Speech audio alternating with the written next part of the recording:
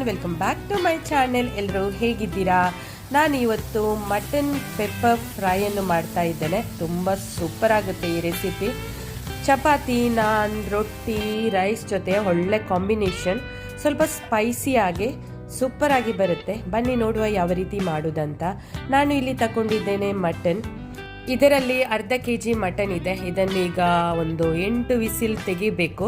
ಹಾಗೆ ಕುಕ್ಕರಲ್ಲಿ ಹಾಕುವ ಮೊದಲು ನಾನು ಎಣ್ಣೆಯನ್ನು ಇಟ್ಟಿದ್ದೆ. ಎಣ್ಣೆ ಒಳ್ಳೆ ಬಿಸಿ ಆದಮೇಲೆ 3 ಈರುಳ್ಳಿಯನ್ನು ಕಟ್ ಮಾಡಿ ಹಾಕಿದ್ದೇನೆ. ನೀವು ನೋಡ್ಬೋದು. ಈರುಳ್ಳಿ ಸ್ವಲ್ಪ ಫ್ರೈ ಮಾಡುವ.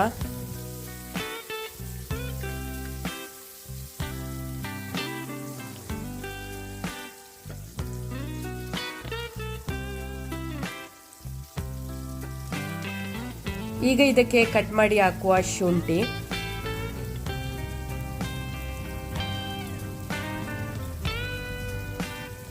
ಮತ್ತೆ ಹಾಕ್ತಾ ಇದ್ದೇನೆ ಬೆಳ್ಳುಳ್ಳಿ. ಇದರಲ್ಲಿ ಒಂದು 8 ಎಸಳು ಬೆಳ್ಳುಳ್ಳಿ ಇದೆ, ಮತ್ತೆ 2 ಗ್ರೀನ್ ಚಿಲ್ಲಿ, ಹಸಿಮೆಣಸು.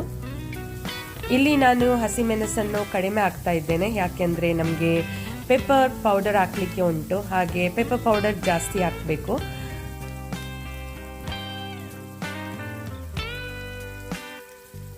ಈಗ ಈರುಳ್ಳಿ ಬೇಗನೆ ಕಲ್ಲರಿಗೆ ಬರಲಿಕ್ಕೆ, ಅಂದರೆ ಬ್ರೌನ್ ಆಗಲಿಕ್ಕೆ ನಾನು ಸ್ವಲ್ಪ ಸಾಲ್ಟನ್ನು ಹಾಕ್ತಾ ಇದ್ದೇನೆ. ಸ್ವಲ್ಪ ಸಾಲ್ಟ್ ಹಾಕಿದರೆ ಸಾಕು, ಹಾಗೆ ಈರುಳ್ಳಿ ಬೇಗನೆ ಫ್ರೈ ಆಗುತ್ತೆ, ಬ್ರೌನ್ ಅಂದರೆ ಕಲ್ಲರಿಗೆ ಬರುತ್ತೆ. ಈಗ ನೋಡಿ ಸ್ವಲ್ಪ ಬ್ರೌನ್ ಆಗಿದೆ. ಈಗ ನಾನು ಹಾಕ್ತಾ ಇದ್ದೇನೆ ಟೊಮೆಟೊ. ಇದರಲ್ಲಿ 2 ಟೊಮೆಟೊ ಇದೆ.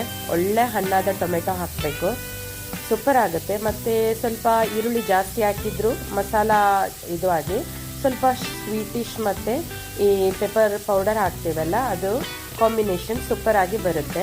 ಈಗ ನಾನು ಇಲ್ಲಿ ಮಿಂಟ್ ಮತ್ತು ಕೊರಿಯಂಡರ್ ಲೀವ್ಸ್, ಕೊತ್ತಂಬರಿ ಮತ್ತು ಪುದೀನ ಸೊಪ್ಪನ್ನು ಕಟ್ ಮಾಡಿ ಹಾಕ್ತಾ ಇದ್ದೇನೆ. ಇದು ಕೂಡ ಇದರ ಜೊತೆ ಸರಿಯಾಗಿ ಫ್ರೈ ಮಾಡುವ. ಸ್ವಲ್ಪ ಟೊಮೆಟೊ ಸಾಫ್ಟ್ ಆಗೋ ತನಕ ಇದನ್ನು ಫ್ರೈ ಮಾಡ್ತಾ ಇದ್ದೇನೆ.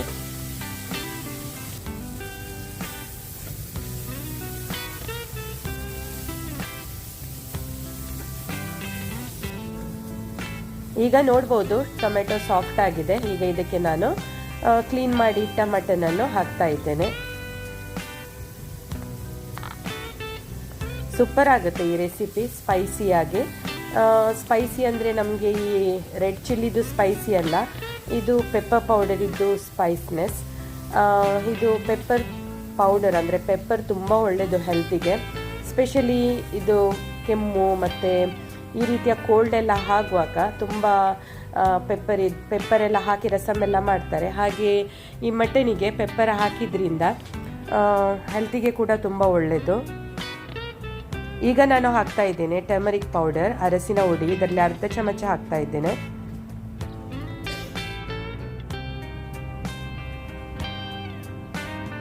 ಈಗ ಹಾಕುವ ರುಚಿಗೆ ತಕ್ಕಷ್ಟು ಉಪ್ಪು.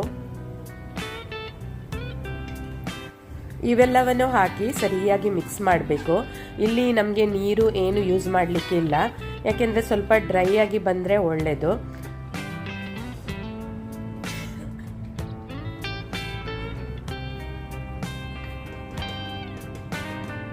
ಸರಿಯಾಗಿ ಮಿಕ್ಸ್ ಮಾಡಿದರೆ ನಂತರ ಇದಕ್ಕೆ ನಾನು ಒಂದು ಲೆಮನ್ ಜ್ಯೂಸನ್ನು ಹಾಕ್ತಾ ಇದ್ದೇನೆ. ಅಂದರೆ ಲೆಮನನ್ನು ಹಿಂಡಿ ಹಾಕ್ತಾ ಇದ್ದೇನೆ. ಇದರಲ್ಲಿ 1 ಲಿಂಬೆ ಇದೆ.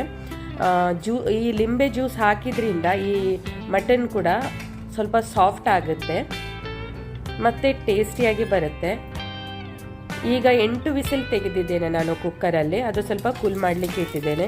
ಈಗ ಇಲ್ಲಿ ಫ್ರೈಯಿಂಗ್ ಪ್ಯಾನ್ ತಗೊಂಡಿದ್ದೇನೆ. ಇದಕ್ಕೆ ನಾನು ಹಾಕ್ತಾ ಇದ್ದೇನೆ 1 ಟೇಬಲ್ ಸ್ಪೂನ್ ಅಷ್ಟು ತುಪ್ಪ, ಮತ್ತು 1 ಸಿನ್ನಮನ್ ಸ್ಟಿಕ್, ಮತ್ತು 3 ಕ್ಲೋವ್ಸ್, ಮತ್ತು ಇಲ್ಲಿ ನಾನು ಕರಿ ಲೀವ್ಸನ್ನು ಹಾಕ್ತಾ ಇದ್ದೇನೆ. ಈ ಕರಿ ಲೀವ್ಸ್ ಸ್ವಲ್ಪ ಜಾಸ್ತಿ ಹಾಕಬೇಕು, 1 ಮುಷ್ಟಿಯಷ್ಟು ಹಾಕಿದರೆ ಒಳ್ಳೆಯದು. ಫ್ಲೇವರ್ ಕೂಡ ಒಳ್ಳೆ ಬರುತ್ತೆ ಈ ಕರಿ ಲೀವ್ಸಲ್ಲಿ. ಯಾವಾಗಲೂ ಮಟನ್ ಫ್ರೈ ಮತ್ತು ಚಿಕನ್ ಫ್ರೈ ಎಲ್ಲ ಮಾಡುವಾಗ, ಯಾವುದೇ ಫ್ರೈ ಮಾಡಿದ್ರು ಕರಿ ಲೀವ್ಸ್ ಜಾಸ್ತಿ ಹಾಕಿದರೆ ತುಂಬಾ ಒಳ್ಳೆಯದು. ಈಗ ನಾನು ಈ ಮಟನನ್ನು ಹಾಕ್ತಾ ಇದ್ದೇನೆ ಇದಕ್ಕೆ, ಅಂದರೆ ಬೇಯಿಸಿದ ಮಟನ್. ಇದು ನಾನು ಒಂದು 8 ವಿಸಿಲ್ ತೆಗೆದಿದ್ದೇನೆ.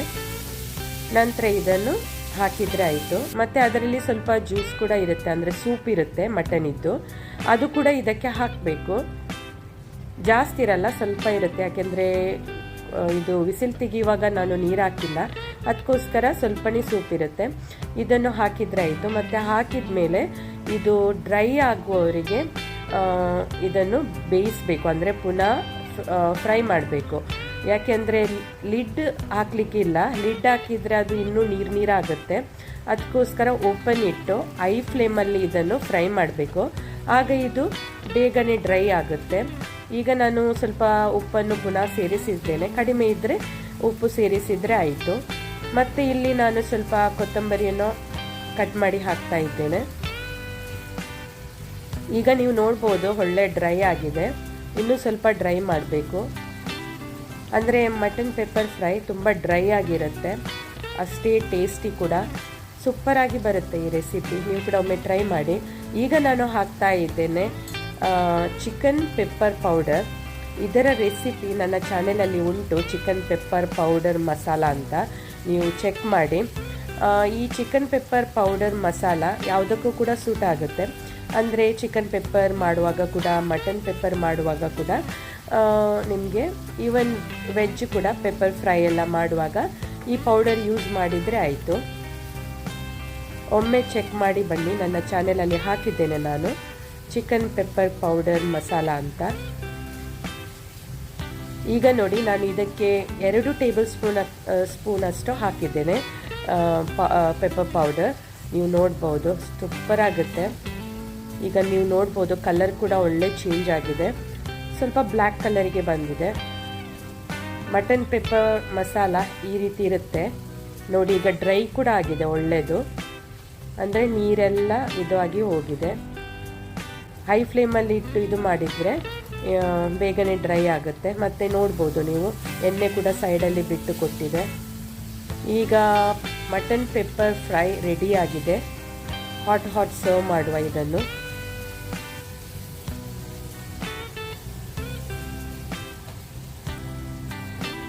ಇದನ್ನು ಚಪಾತಿ, ರೊಟ್ಟಿ ಮತ್ತು ಈ ರೈಸ್ ಜೊತೆ ಕೂಡ ಒಳ್ಳೆಯದಾಗುತ್ತೆ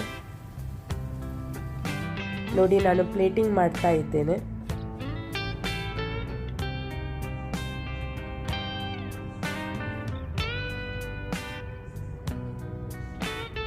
ನೀವು ಕೂಡ ಒಮ್ಮೆ ಟ್ರೈ ಮಾಡಿ ಈ ರೆಸಿಪಿಯನ್ನು, ನಿಮಗೆ ಖಂಡಿತ ಇಷ್ಟ ಆಗುತ್ತೆ. ಇಷ್ಟ ಆದರೆ ಒಂದು ಲೈಕ್ ಕೊಡಿ, ಶೇರ್ ಮಾಡಿ, ಸಬ್ಸ್ಕ್ರೈಬ್ ಮಾಡಿ. ನಾನು ಈಗ ಇಲ್ಲಿ ಸ್ವಲ್ಪ ಈರುಳ್ಳಿ ಮತ್ತು ಕೊತ್ತಂಬರಿ ಸೊಪ್ಪೆಲ್ಲ ಹಾಕಿ ಗಾರ್ನಿಷಿಂಗ್ ಮಾಡ್ತಾ ಇದ್ದೇನೆ. ಕಮೆಂಟ್ ಮಾಡಿ ಹೇಳಿ ನಿಮಗೆ ಈ ರೆಸಿಪಿ ಹೇಗನಿಸಿತು ಅಂತ. ಮತ್ತು ಫ್ಯಾಮಿಲಿ ಫ್ರೆಂಡ್ಸಿಗೆಲ್ಲ ಶೇರ್ ಮಾಡಿ. ಬಾಯ್ ಬಾಯ್, ಟೇಕ್ ಕೇರ್.